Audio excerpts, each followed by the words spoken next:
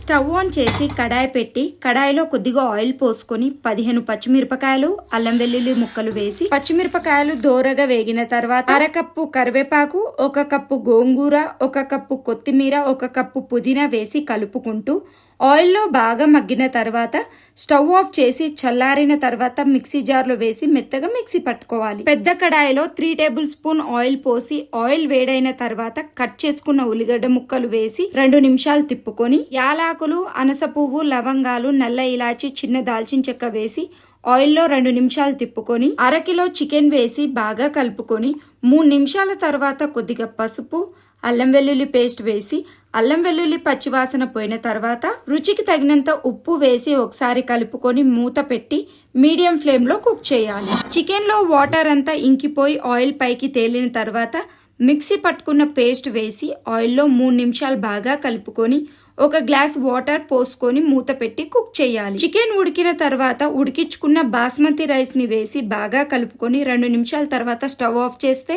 Instant chicken గోంగూర pulao ready. రెస్టారెంట్లో అప్పటికప్పుడు వేడివేడిగా ఇలానే తయారు చేస్తారు. టేస్ట్ చాలా బాగుంటుంది.